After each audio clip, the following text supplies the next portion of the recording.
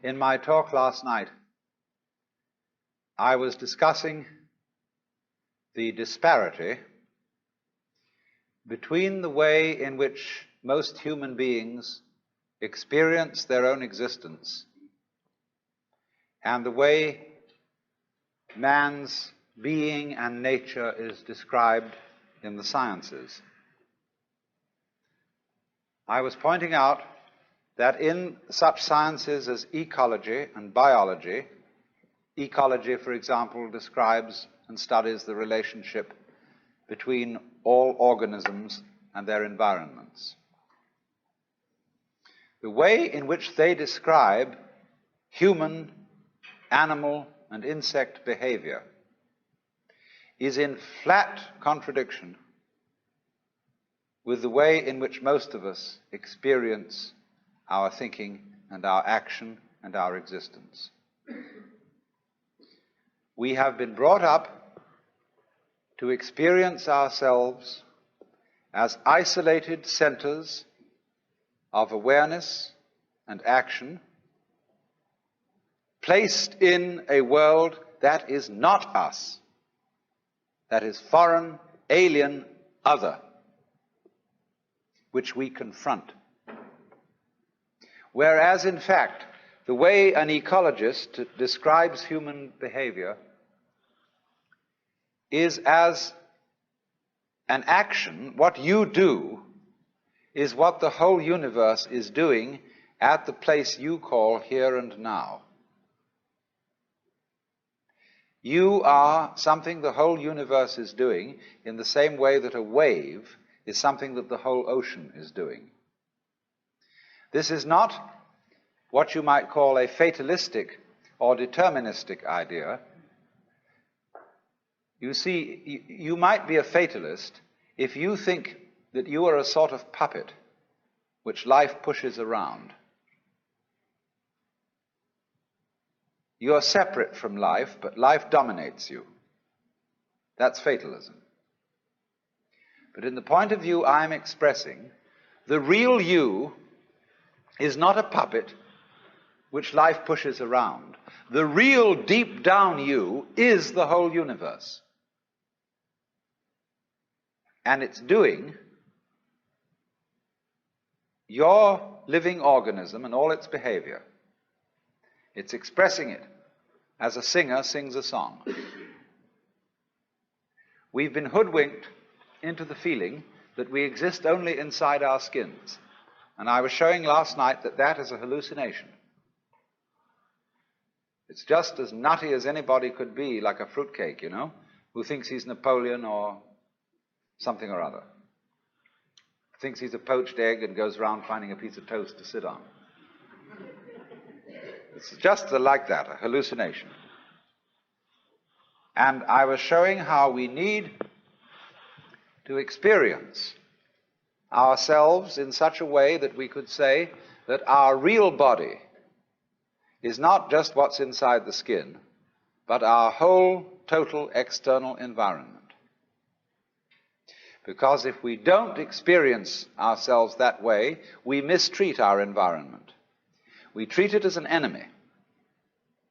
We try to beat it into submission. And if we do that, comes disaster. We exploit the world we live in. We don't treat it with love and gentleness and respect. We cut down millions of acres of forests to turn it into newspaper, of all things. Lovely trees turned into information about nothing. And we don't replace them properly. We kick the world around in revenge for feeling that really we are puppets which the world kicks around. So my main point last night was then that we need a new kind of consciousness in which every individual becomes aware that his real self is not just his conscious ego, you know, let's take a headlight of a car. The headlight shines on the road in front. The headlight does not shine on the wire which connects it with its own battery. So in a way, the headlight is unaware of how it shines. And in the same way, we are unaware of the sources of our consciousness. We don't know how we know. There was a young man who said, though, it seems that I know, what I would like to see is the eye that knows me when I know that I know that I know. And so we are ignorant of, we ignore, it doesn't come within the scope of our attention how it is that we manage to be conscious, how it is that we manage to grow our hair, to shape our bones, to beat our heart, and to secrete all the necessary fluids that we need from our glands. We do it, but we don't know how we do it. Because you see, underneath the superficial self, which pays attention to this and that, there is another self, more really us than I. And if you become aware of that unknown self, the more you become aware of it, the more you realize that it is inseparably connected with everything else that there is. That you are a function of this total galaxy, bounded by the Milky Way, and that furthermore, this galaxy is a function of all other galaxies. And that vast thing that you see far off with telescopes, and you look and look and look, one day you're going to wake up and say, why, that's me. And in knowing that, know, you see, that you never die. That you are the eternal thing that comes and goes, that appears now as John Jones, now as Mary Smith, now as Betty Brown, and so it goes forever and ever and ever. Now then, why I made this point as an introduction to what I want to say tonight is the problem of the relationship of man and nature. Do you know, in the history of philosophy, there are really three theories of nature. Incidentally, what do you mean when you use the word nature? What is nature study? Natural history. The Museum of Natural History. What do you expect to find there? Well, for many people, nature means the birds, the bees, and the flowers. It means everything that is not artificial. People think, for example, a building like this is not natural, it's artificial. The natural state of the human being is to be naked, but we wear clothes, and that's artificial. We build houses. Is there any difference between a human house and a wasp's nest? Or a bird's nest? Not really. But we do have in our minds, you see, the idea that nature is somehow outside us. We've got some nature in us. We say there's a thing called human nature, and mostly bad. Human nature, according to Dr. Freud, is motivated by the libido. And you know what that is. And you can't trust it. In the old days, they used to beat it with whips. But Freud said, don't do it that way. You have to treat it as a good horse trainer trains a horse by giving it a lump of sugar every now and then. And get it controlled that way. Be kind to it. Respect it. Even though it's really very, very disrespectable. Well, now, there are, as I said, in the history of mankind, three theories of nature. The first theory is the Western theory, which is that nature is a machine or an artifact. We inherit this from the Hebrews, who believed that nature was made by God in somewhat the same way as a potter makes a pot out of clay, or a carpenter makes a table out of wood. It is not insignificant that Jesus is the son of the carpenter.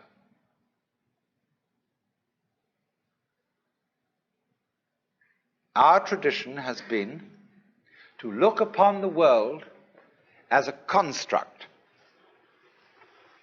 and somebody knows how it was put together. Somebody understands, and that is the constructor, the architect, the Lord God. But it so happened that in the 18th century, Western thought began to change. They became increasingly doubtful as to whether there was a maker, whether there was a God, but they continued to look upon the creation as an artifact, as a machine. And by the time of Newton, people were explaining the world in terms of mechanism. And we are still under the influence of that idea, because after all, in things like Life magazine and so on, when they give you an article on human physiology, they usually make drawings which show the human being as a kind of mechanism, as a sort of factory.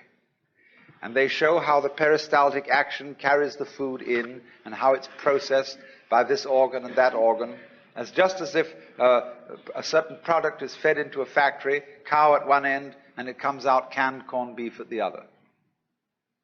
Just in such a way, the human is illustrated, and so too in some kinds of rather degraded medicine that is now practiced. When you go to the hospital for a medical examination, you are treated as a machine. They process you. You're not a person. You're put in a wheelchair immediately. Even if you're perfectly healthy and can walk, nevertheless they have to have you in this wheelchair. And they put you through a process. And the heart specialist looks only at your heart because he can't understand anything else. The otorhinolaryngologist, which means an ear, nose, and throat man, looks at that section of you, and he doesn't know about anything else. And maybe a psychiatrist takes a look at you, and goodness knows what happens there, and so on and so on. Everybody looks at you from their specialized point of view as if they were a bunch of mechanics examining your automobile. Because, as I said last night, we just asked for this, because most of us consider ourselves as chauffeurs inside our bodies, which we own in the same way as you own a car. And when it goes wrong, you take it to the mechanic to fix it. You don't really identify with your body, just as you don't really identify with your car. So here is this whole theory of nature, which has grown up in the West as an artifact, something made. Now let me take a second theory of nature. This is an Indian theory, East Indian. Nature not as an artifact, but as drama.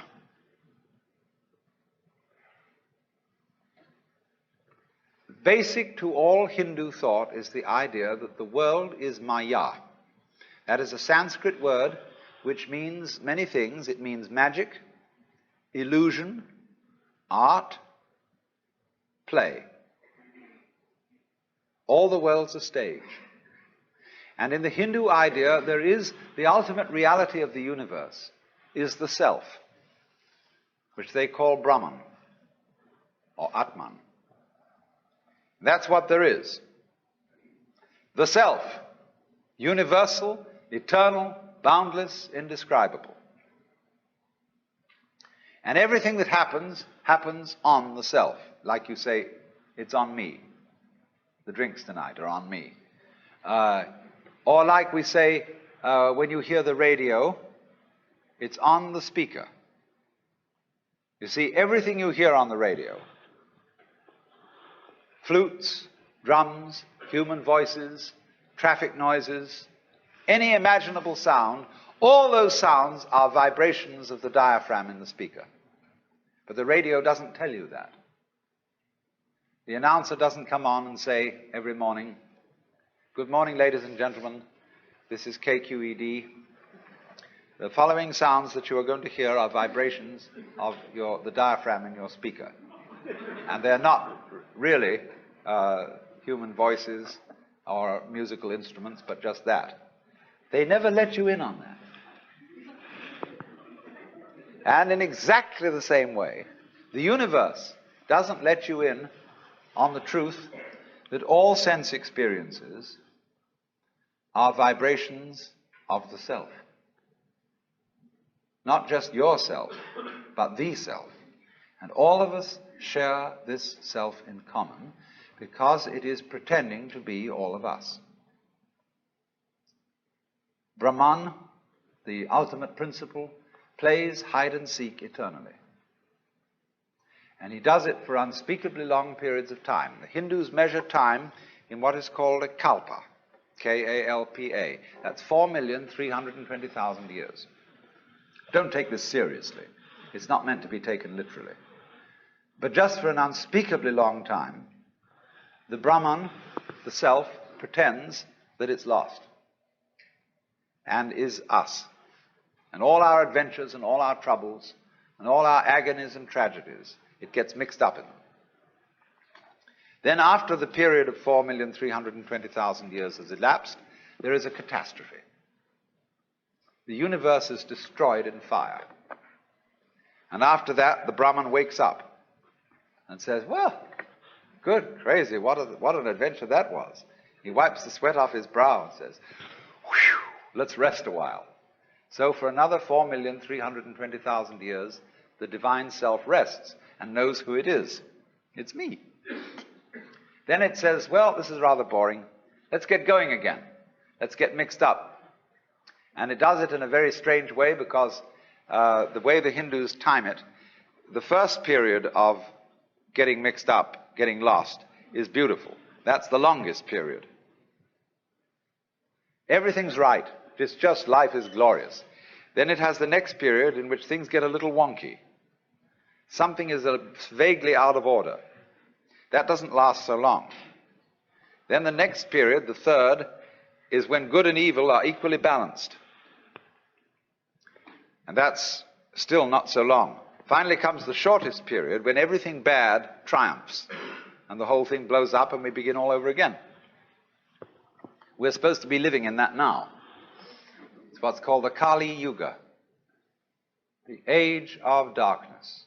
And it began on Friday, February the 23rd, 3123 BC. And it has 5,000 years to run. But as it goes on, time gets faster, so don't worry.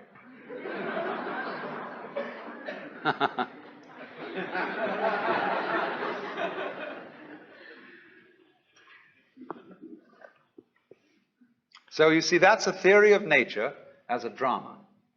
It's a play. Now there's a third theory of nature, which is Chinese. And this is very interesting. The Chinese word for nature, they call zhiran. And this expression means of itself so. What happens of itself. Or we might say spontaneity. It almost means automatic, because automatic is what is self-moving. Only, we associate the word automatic with machinery. But zhiran, what is so of itself, is associated in the Chinese mind not with machinery, but with biology. Your hair grows by itself. You don't have to think how to grow it. Your heart beats by itself. You don't have to make up your mind how to beat it. That's what they mean by nature. The poem says, sitting quietly, doing nothing, spring comes and grass grows of itself.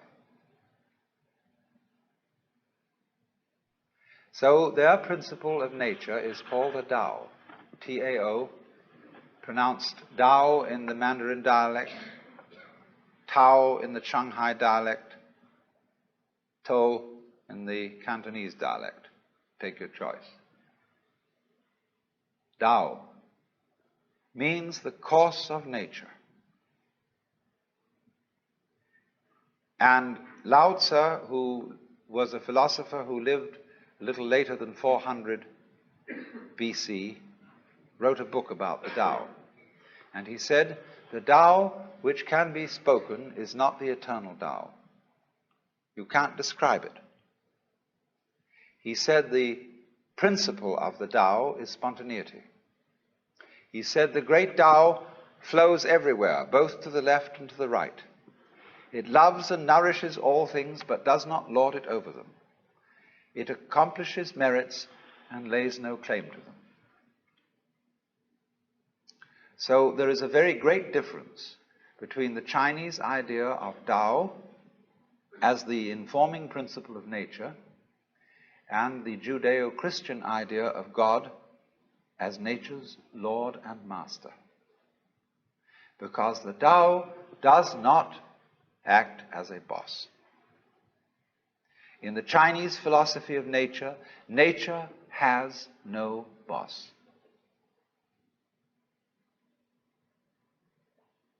There is no principle that forces things to behave the way they do. It is a completely democratic theory of nature. Correspondingly, you see, most Westerners, whether they be Christians or non-Christians, don't trust nature. Of all things, nature is the thing least to be trusted. You must manage it. You must watch out for it. It will always go wrong if you don't watch out. You know, the goblins will get you if you don't watch out. So we're always feeling that you can't trust it. See, we're absolutely instilled with the idea of original sin. You can't trust nature because it comes out with weeds and insects. And above all, you can't trust human nature because if you don't hold a club over yourself, you'll go out and rape your grandmother. Now, the Chinese would say, if you can't trust yourself, you can't trust anything. Because if you can't trust yourself, can you trust your mistrust of yourself? Is that well-founded? See? If you can't trust yourself, you are totally mixed up. You haven't a leg to stand on, you haven't a point of departure for anything. And in this respect, the Taoist philosophy and the Confucian philosophy are in agreement. In Confucius philosophy, the fundamental virtue of a human being is called Ren, spelled Jen for reasons best known to Chinese scholars. I don't know what they are, but it's pronounced Ren. And it's a character, Chinese character, that Confucius placed as the highest of all virtues, higher than righteousness, higher than benevolence, and it means approximately human-heartedness. Now, Confucius once said that goody-goodies are the thieves of virtue. Virtue in Chinese is de. We Romanize it as T-E-H, de. And it means virtue not in the sense of moral propriety, but virtue in the sense of magic, as when we speak of the healing virtues of a certain plant. A man of true virtue is therefore a human-hearted man. And the meaning of this is that one should, above all, trust human nature in the full recognition that it's both good and bad, that it's both loving and selfish. Now, let me give an illustration of the wisdom of this. When people fight wars, I trust them if the reason for which they fight a war is to expropriate somebody else's possessions and women. Because they will fight a merciful war. They will not destroy the possessions and the women that they want to capture. They want to enjoy them. And that's a war based on simple, ordinary, everyday human greed. The most awful wars that are waged are the wars waged for moral principles. You are a lousy communist. You have a philosophy that is destructive to religion and to everything that we love and value and reverence, and therefore we will exterminate you to the last man unless you surrender unconditionally. Such wars are ruthless beyond belief. We can blow up whole cities, wipe people out, because we are not greedy. We are righteous. That is why the goody-goodies are the thieves of virtue. If you are going to do something evil, do it for a plain, honest, selfish motive. Don't do it in the name of God. Because if you do, it turns you into a monster who is no longer human. A sadist, a pure destroyer. So an inflexibly righteous person is not human. And that is why, in Chinese ideas of justice, a good judge is not somebody who abides by the book. Their idea of justice is, for God's sake, keep the case out of court. Let us have a consultation behind the scenes, and let's arrange a compromise. Because we know our opponent is a rascal. I know I am a rascal. And therefore there can be a mutual arrangement between thieves. So we summon her and we talk about it, and we call the judge in an unofficial capacity. And the judge hums and haws, and if he's a good judge, he has a sense of what is called li. I'm going to talk to you about another meaning of a word pronounced li later on, but it's quite a different word. Li is justice, but you can't write it down. There is another word for justice or law in Chinese, zi. And this word represents, in its Chinese character form, a cauldron for cooking sacrifices and a knife.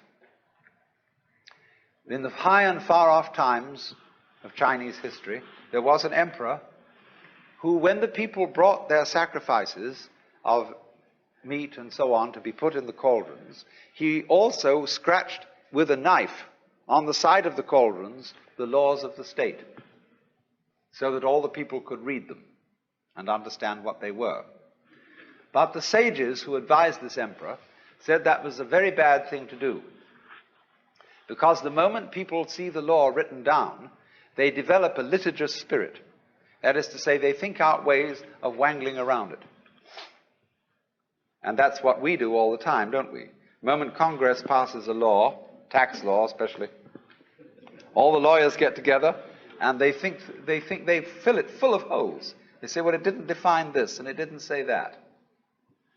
And some of those Confucians wanted to put the language in order and to make all the words mean just so.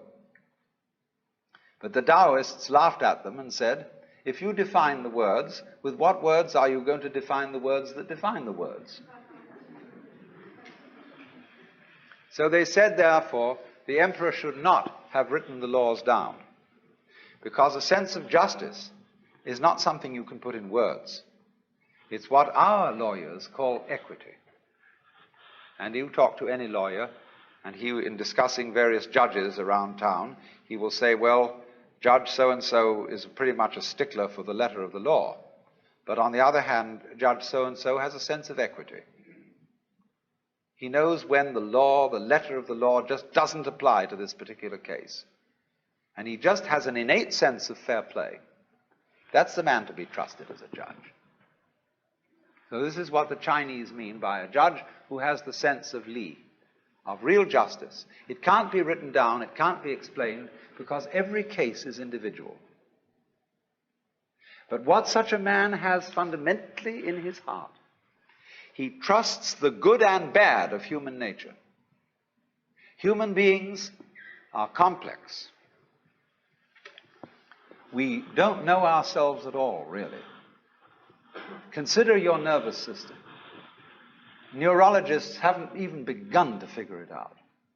And yet all your conscious decisions are based on this thing that you don't understand.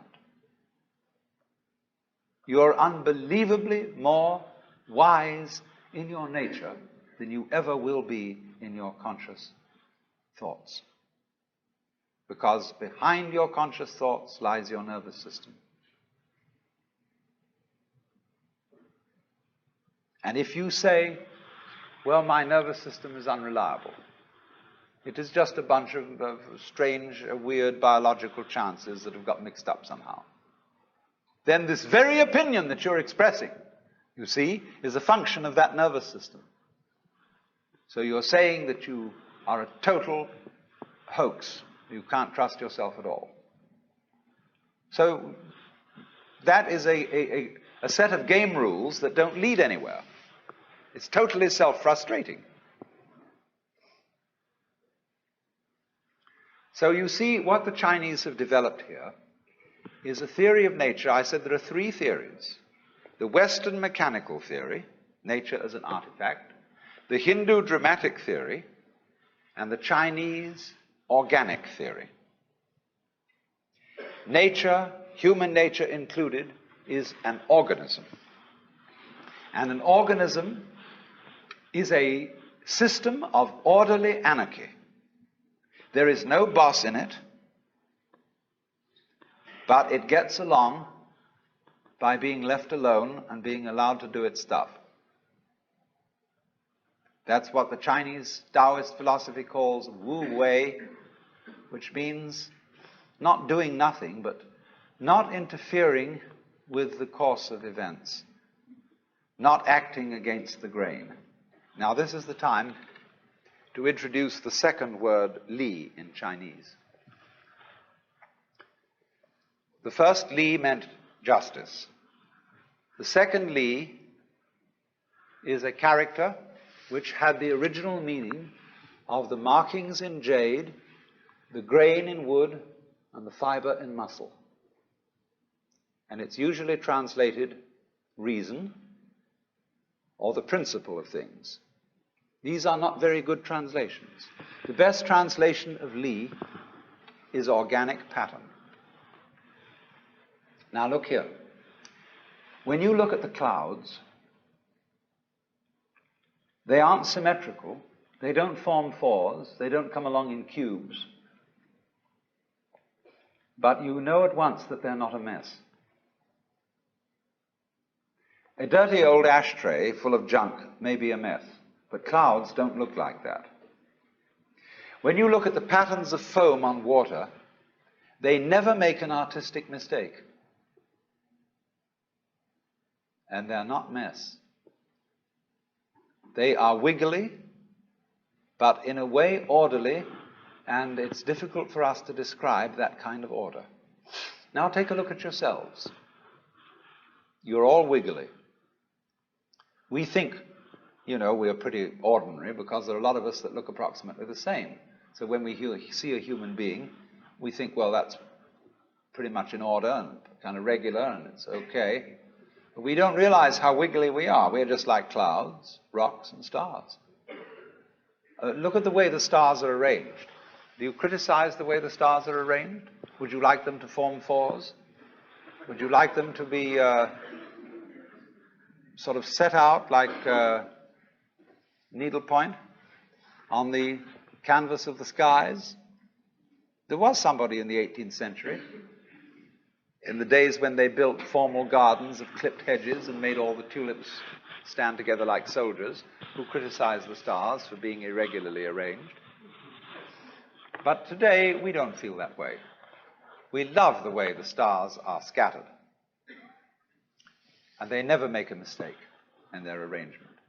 What about mountain ranges? Do you criticize the valleys for being low and praise the peaks for being high? You just say it's great, it's the way it is. Now that kind of order, the artist pays a tribute to it by painting a landscape. People, in every national park, there's a place called Inspiration Point. And people go there and they say, oh, it's just like a picture. And nobody knew this 400 years ago. It took the artists to paint landscape, and then people realized how beautiful it is. Nowadays, artists are painting pictures of damp, stained walls and floors where people have dropped a lot of paint. And one day people will walk into a room where there's a lot of paint been scattered on the floor and a general thing, and they'll say, my goodness, it's just like a Jackson Pollock. Oh, ain't it just like a picture? See? It always takes the artist to show us the vision. But of course, in the meantime, it is difficult. You go to an exhibition of contemporary non-objective painting, and a kind of square fellow walks in there and he says, that's not what I call a picture. Because it's against his prejudices. But I say to people now, excuse me, wait a minute. Take a look at that again. I'm going to tell you something. That painting is a colored photograph of guess what? And he looks at it in astonishment and entirely new eyes. What could that be a photograph of? And he begins to see it might be a photograph through a microscope of globules, of germs floating in liquid. It might be anything, but there it is. It suddenly comes at him. Goodness knows whether that was what the artist intended, but that's a method of giving people a shock, of seeing things in a new way.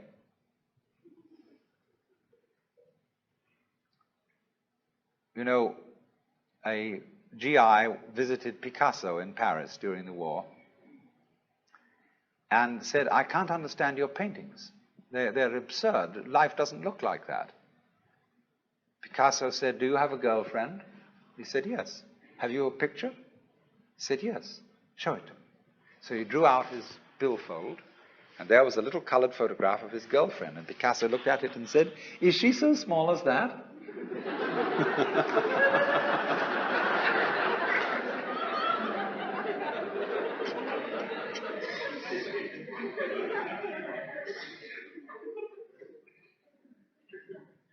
Now then, the idea of Li, the idea of natural order, is like this patterns on foam, patterns in jade, the shapes of the clouds, the shapes of trees and mountains. They are orderly, but we cannot put our finger on the order. We know it's orderly, but we don't know why. And we know it's completely different from a mess. The order of nature is in that way then indefinable. When St. Augustine was asked what is time, he said, I know what it is, but when you ask me, I don't. And so in the same way, the Chinese would say, we know what the order of nature is, but if you ask us, we don't.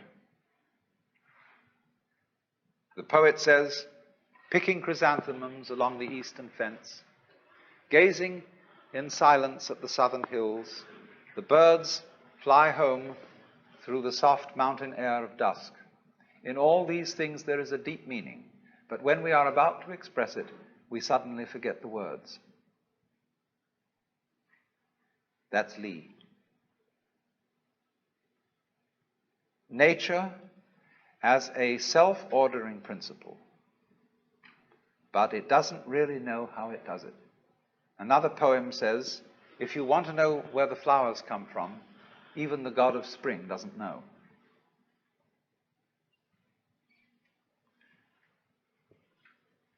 This is a very remarkable attitude to nature.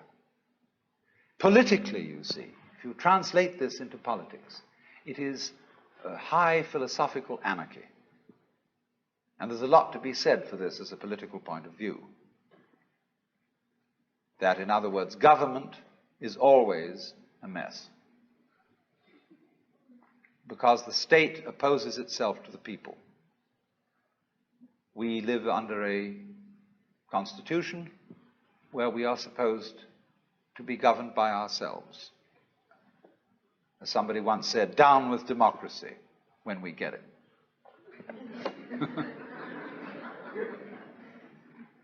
Because the state always, the government always creates itself as a business in competition with all the other businesses. And it wins, because it's the biggest one of the bunch.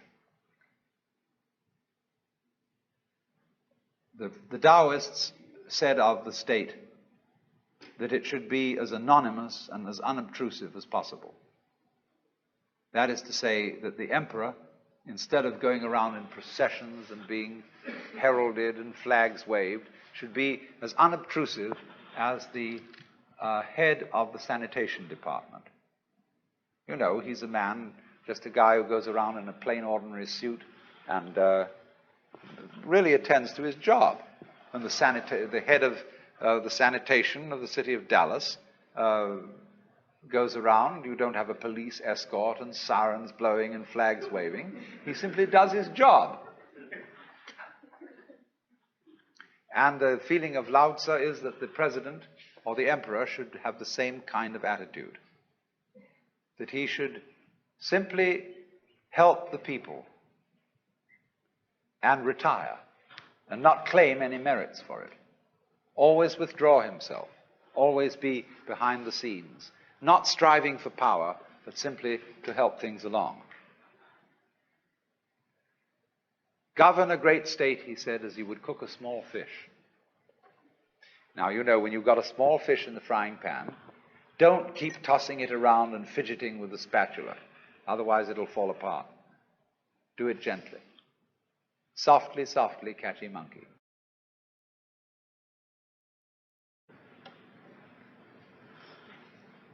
So then, here is a conception of nature as something you must trust. Outside nature, the birds, the bees, the flowers, the mountains, the clouds, and inside nature, human nature.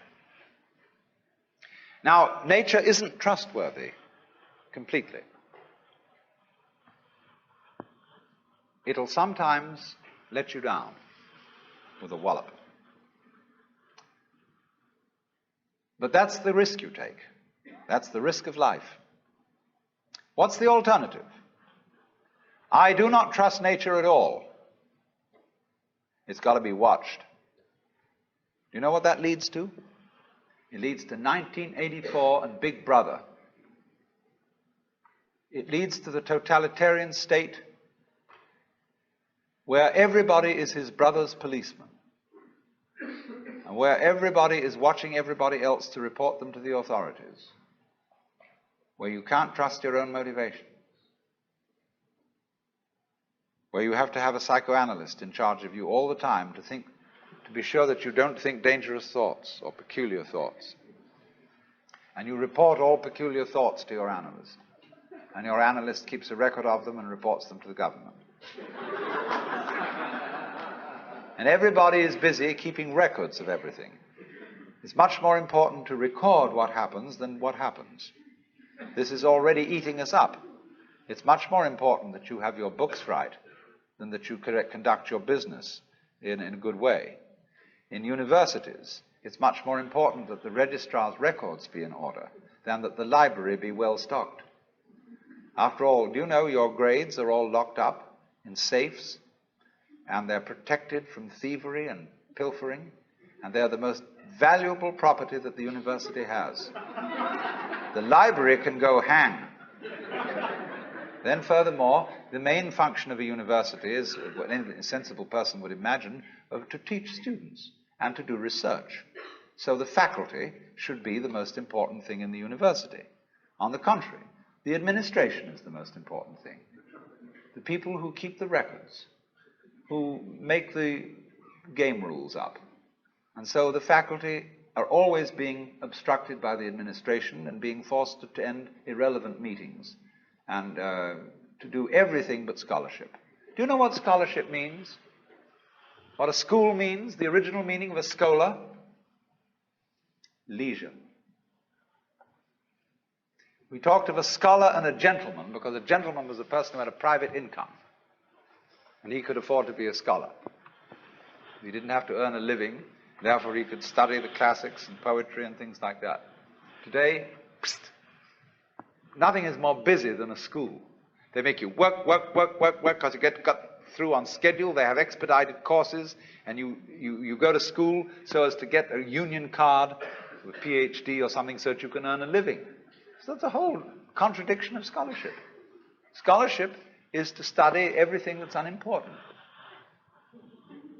not necessary for survival. All the charming irrelevances of life. But you see, the thing is this, if you don't have a room in your life for the playful, life's not worth living. All work and no play makes Jack a dull boy. But if the only reason for which Jack plays is that he can work better afterwards, he's not really playing. He's playing because it's good for him. He's not playing at all. You have to be able to be a true scholar. You have to cultivate an attitude to life where you're not trying to get anything out of it. You pick up a pebble on the beach. Look at it. It's beautiful. Don't try and get a sermon out of it. Sermons in stones and God in everything be damned. Just enjoy it. Don't feel that you've got to salve your conscience by saying that this is for the advancement of your aesthetic understanding. Enjoy the pebble. If you do that, you become healthy. You become able to be a loving, helpful human being. But if you can't do that, if you can only do things because they are somehow you're going to get something out of it, you're a vulture. So, we have to learn. We don't have to, you don't have to do anything. You don't have to go on living. But it's a great idea, it's a great thing, if you can learn what the Chinese call purposelessness. They think nature is purposeless. When we say something's purposeless, that's put down. There's no future in it. It's a washout. But when they hear the word purposeless, they think that's just great. It's like the waves washing against the shore, going on and on and on forever with no meaning. A great Zen master said as his death poem, just before he died, "From the bathtub to the bathtub, I have uttered stuff and nonsense." The bathtub in which the baby is washed at birth, the bathtub in which the corpse is washed before burial, all this time I have said many nonsenses. Like the birds in the trees go, twee, twee, twee, twee, twee. What's it all about? Everybody tries to say, oh, it's a mating call. It's purposeful. Trying to get their mate, attract them with a song. That's why they have colors. Butterflies have eyes on them. Self-protection. Engineering view of the universe. Why do that? They say, well, it's because they need to survive. Well, why survive? What's that for? Well, to survive. See, human beings are really a lot of tubes. And all living creatures are just tubes. And these tubes have to put things in at one end and let it out at the other. Then they get clever about it and they develop nerve ganglia on one end of the tube, the eating end, called a head. And it's got eyes in it, it's got ears in it, it's got little organs, antenna and things like this. And that helps you to find things to put in one end so that you can let them out the other. Well, while you're doing this, you see the stuff going through wears the tube out. And so that the show can go on, the tubes have complicated ways of making other tubes who will go on doing the same thing. In at one end, out the other. And they say, well, that's terribly serious. That's awfully important. We've got to keep on doing this.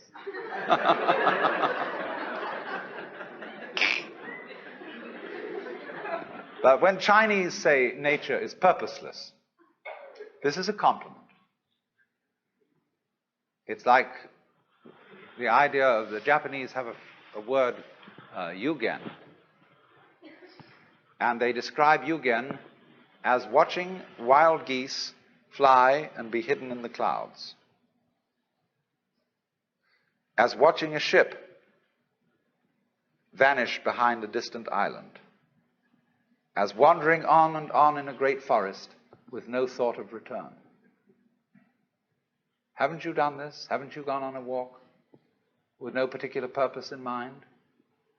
Carry a stick with you and you occasionally hit at old stumps and wander along and sometimes twiddle your thumbs. It's at that moment that you are a perfectly rational human being. You've learned purposelessness. All music is purposeless. Is music getting somewhere? If it were, if the aim of music were, of a symphony, were to get to the final bar, the best conductor would be the one who got there fastest. See, dancing, when you dance, do you aim to arrive at a particular place on the floor? Is that the idea of dancing? No. The aim of dancing is to dance. Is the present. Well, it's exactly the same with our life. We think life has a purpose. I remember the preachers used to say, when I was a small boy, I'd always hear it, we must follow God's purpose. His purpose for you and his purpose for me. When I asked these cats what the purpose was, they never knew. They didn't know what it was. They had a hymn. God is working his purpose out as year succeeds to year. God is working his purpose out and the time is drawing near.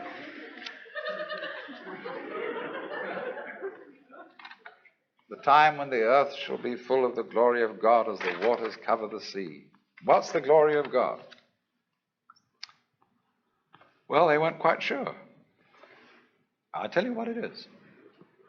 In heaven, all those angels are gathered round the glory of God. That is to say, the which than which there is no whicher.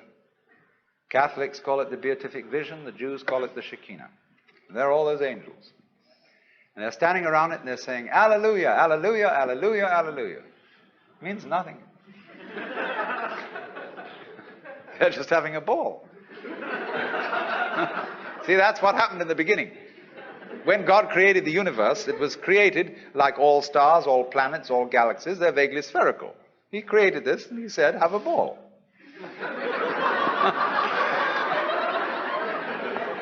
But before he said that, he said, you must draw the line somewhere. That was the real thing he said first. Before let there be light. That came later. First thing was, you must draw the line somewhere. Otherwise, nothing will happen. You've got to have the good guys, the bad guys. You've got to have this, you've got to have that. The black and white, light and darkness. Must draw the line somewhere. Now, here's the choice then. Are you going to trust it or not?